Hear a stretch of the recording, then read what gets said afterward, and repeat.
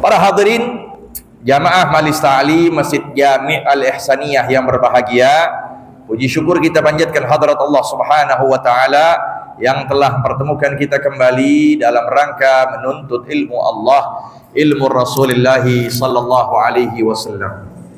Kita lanjutkan kembali pembahasan di dalam kitab Bidayatul Hidayah. Bisa dilihat pada halaman 53 dengan baris ke-10 dari bawah kurang lebih itu. Ya.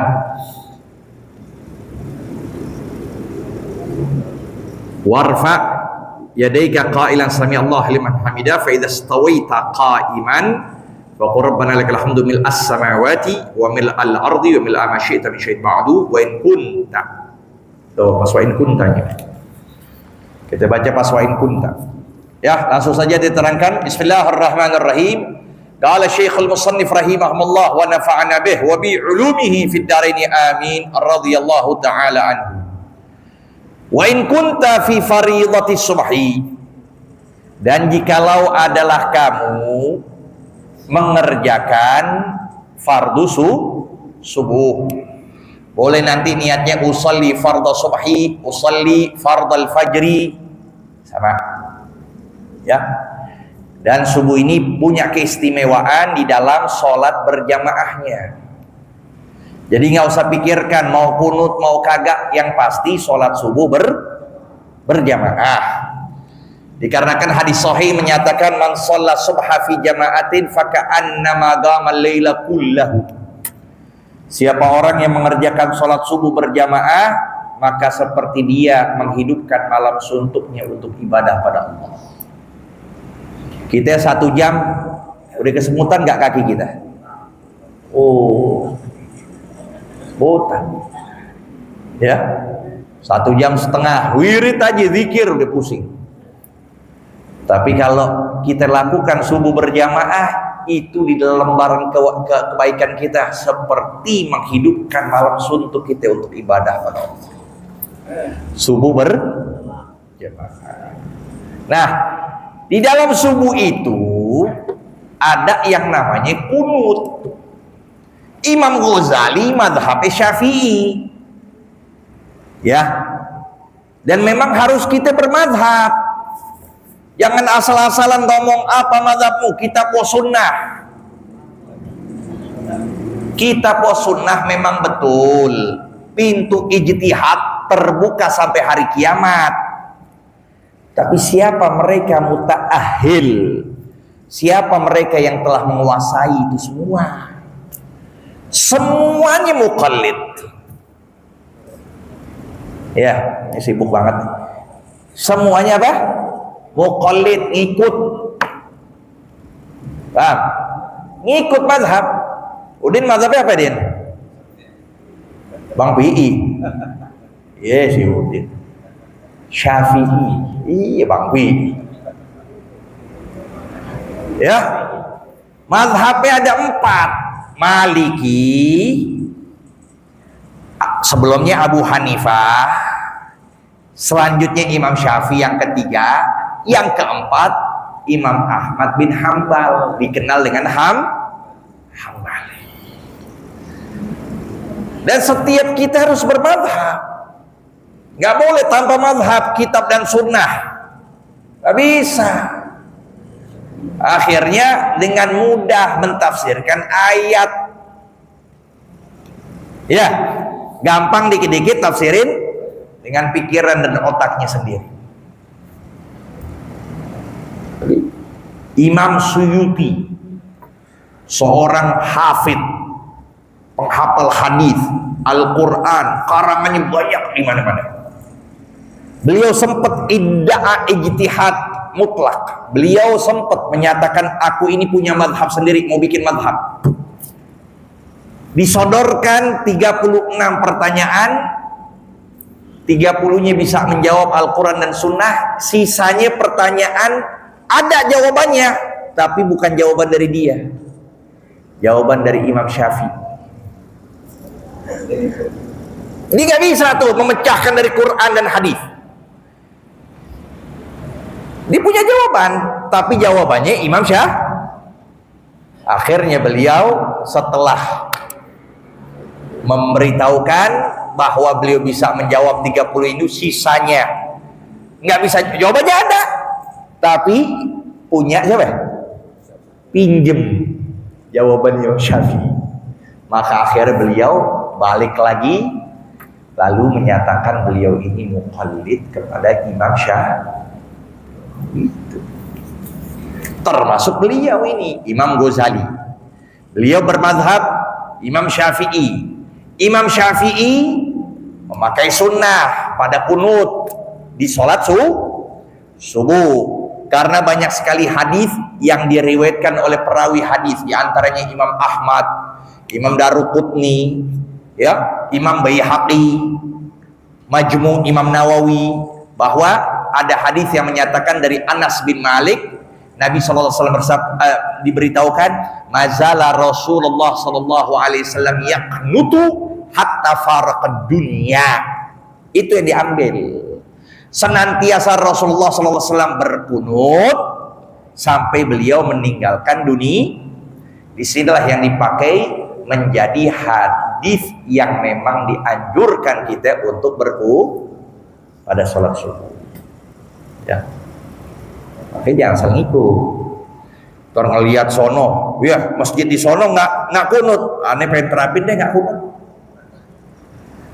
Ya, kalau kita berada di Ka'bah sendiri, imam yang sholatin kita, dia paham. Di belakangnya dia itu bukan bermadhab Ahmad bin Hanbal aja, ya, mereka paham. Makanya ketika lagi kita sholat, ketika subuh itu si imam agak berdiri lama untuk memberikan waktu bagi mereka yang makmumnya mazhab Syafi'i buat mereka Nah, kunut itu apa sih? Kunut artinya segala sesuatu yang meliputi doa dan pujian. Itu kunut. Jadi apapun di situ ada doa, di situ ada pujian, itu namanya kunut. Seperti kita ucapkan Allahumma ghfirli ya ghafur. Ya Allah ampunilah aku, itu doa. Ya ghafur, wahai zat pengampun, itu puji, itu kunut. Itu arti kunut begitu. Nah, adapun kunut yang warid, kunut yang kita pakai kalau tidak kita kerjakan sunnah sujud sahwi, yaitu yang biasa kita baca. Makanya kita baca tuh pertama doa, ujungnya pujian. Allahumma hdina. Tuh kan. Ketika doa angkat suara, ketika pujian angkat suara juga. Cuma suaranya lebih rendah ketimbang ketimbang doa.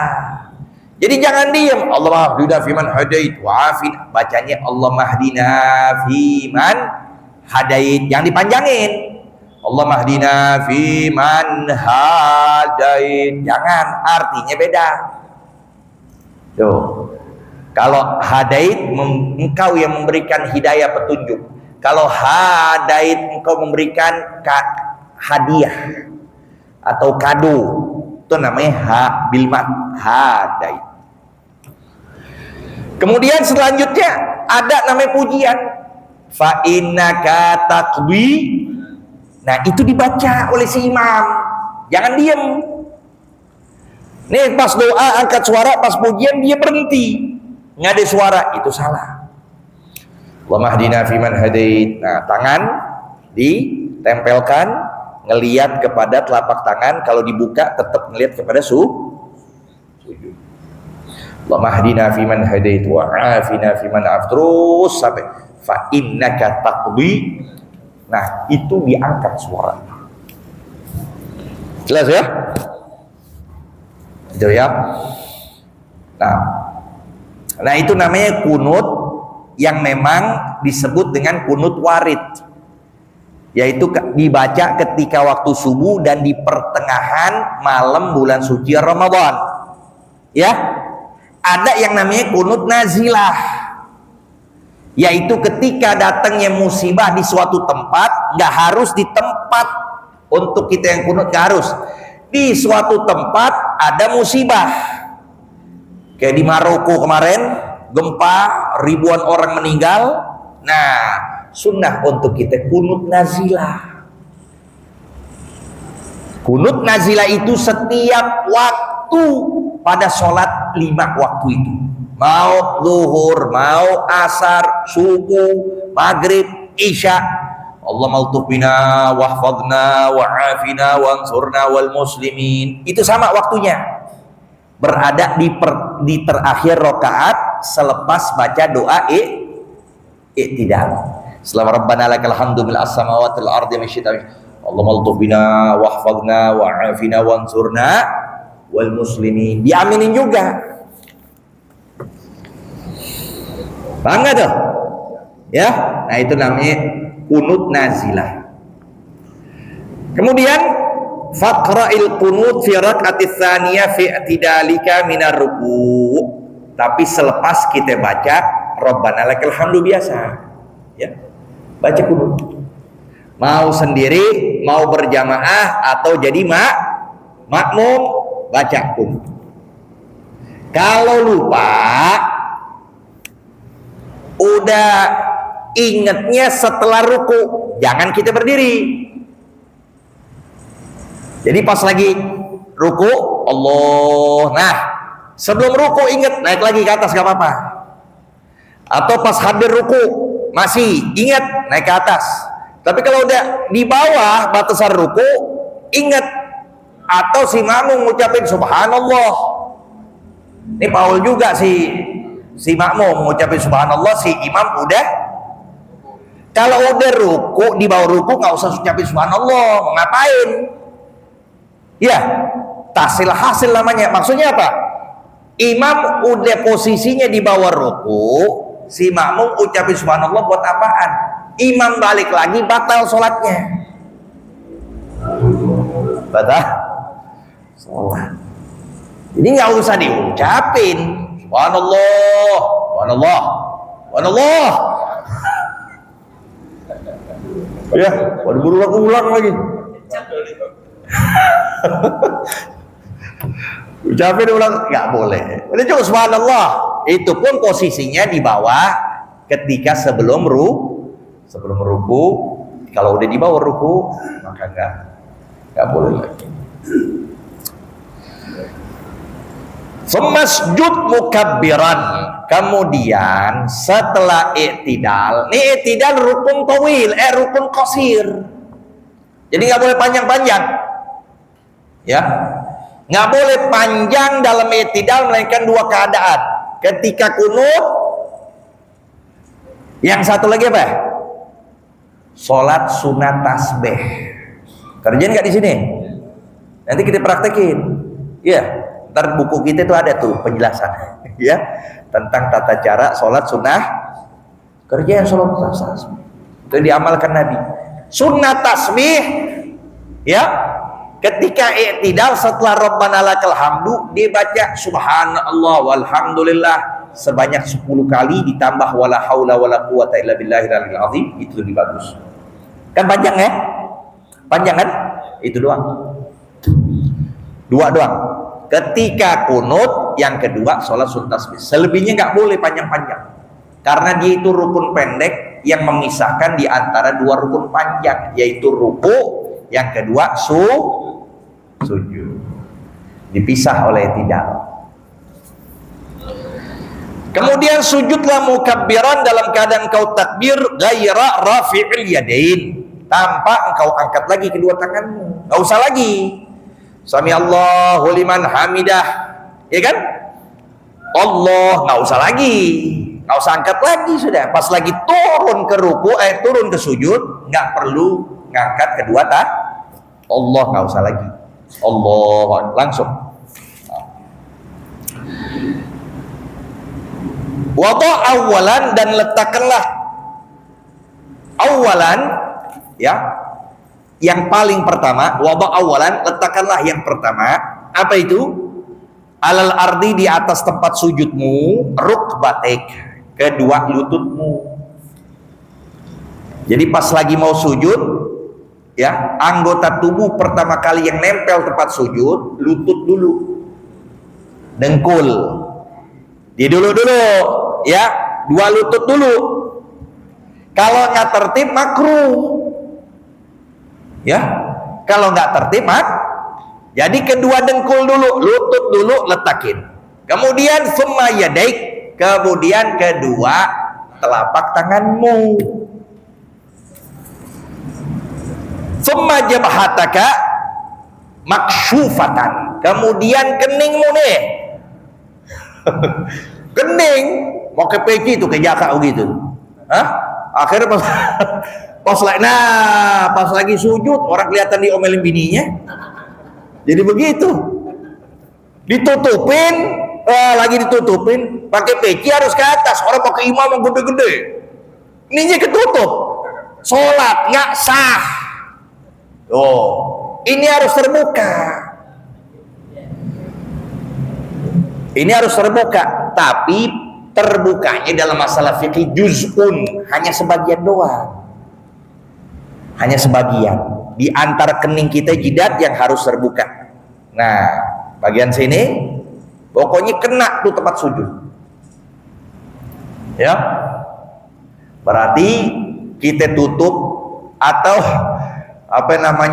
ketutupan rambutnya panjang, ya kan, ketutupan lagi sholat, ketutupan dia, itu nggak sah juga. Jadi harus terbukanya Kalau hidung makruh. Kita pakai apa dulu waktu masih yang covid tuh? Masih pakai masker. Tuh pakai masker, nutup makruh, buka. Tapi nggak batal sholat, boleh-boleh aja, makruh. Ya, jadi pertama yang kita ulang lagi, pas sujud pertama kedua telapak tangan, ketiga kening bersama hidung. Itu bagi orang yang sehat. Tapi kalau orang yang gemuk, bisa jomplang itu, iya kan? Atau orang sudah tua, jangan. Dia lutut dulu, jatuh dulu. Dia harus penyanggah dulu kan? Tangan dulu. Nah, iya nih tangan juga perhatiin, jangan begini. Orang lagi olahraga. Iya, memahami hadis al-ajin, tahu emang hadisnya Nabi lagi sholat seperti mukul tepung. Emang tepung harus begini? Begini kan biasa juga, ya. Jadi dipahaminya seperti mau pengen berantem orang begitu, olahraga, nggak begitu, ya. Oke, kita lihat mufti-mufti kita belajar di Hadramut begitu, mereka memahaminya. Orang nggak harus yang namanya ajin harus begini. Karena ada hadis menyatakan Nabi lagi sujud seperti mukul tepung. Ya kan nggak harus mukulnya begini. Dipahaminya begitu. Ini kan baru-baru pemahaman. Ya. Nah, jadi apa? Pertama dengkul, lalu kedua telapak tangan, lalu kening. Wada'an faka ma'al jabhah, dan letakkanlah hidungmu bersamaan kening. Wajafi mirfaqaika, dan berilah ruangan kedua sikutmu, anjambaik, dari lempengmu. Jadi jangan begini sujudnya. Ya, jangan ditempel, tapi kasih ruangan. Sampai disebut dalam kitab Imam Bejuri Syarah Ibnu Qasim, sampai al-jadu bisa lewat anak kambing bisa lewat, kasih rongga. Wa aqilla batnak, aqalla yuqillu aqilla, artinya irfa, angkatlah perutmu, anfakhizaik, dari kedua pahamu.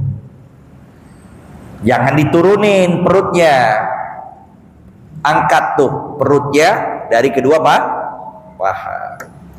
Wal mar'ah la taf'al zalika, Tapi kalau perempuan bukan begitu, perempuan udah rapet semuanya. Mau ruku, iya, mau sujud, maka keduanya dia rapet.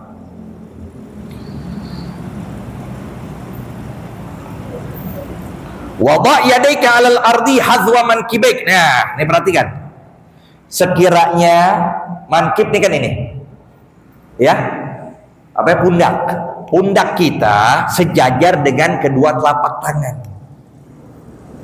Jadi kalau sesuatu jatuhnya ke telapak tangan kita. Sesuatu yang akan di pundak jatuh, langsung jatuh ke telapak tangan. Jangan ke depan, jangan ke belakang. Tapi sejajar dengan kedua pundak. Wada' yadaika, yadaika al-ardi hadwa, berhadapan. Arti hadwa berhadapan.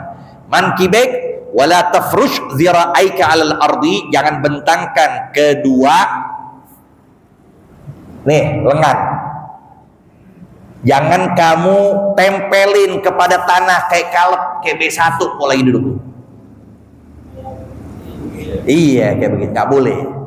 Sholatnya begini nih, tuh. Banyak orang begitu, lagi sholat sujudnya begini. Jangan diangkat, harusnya sampai sekiranya itu tadi anak kambing bisa lewat situ. Jangan begini. Ini termasuk yang makruh. Ya, tempel di situ jadi makruh. Wa qul, dan katakan subhana rabbil a'la, katakanlah subhana rabbil a'la salasan 3 kali, au sab'an atau 7 kali, au asyran atau 10, in kunta munfaridan, kalau itu pun engkau kerjakan dalam keadaan sendiri atau menjadi makmum yang tidak melewati jarak kepada imam terlalu jauh. Ya. Tsumma farasah tuh ya, sampai sini ya. Wallahu a'lam bissawab. Rabbi zidna ilma warzuqna fahma. Silakan, ada pertanyaan.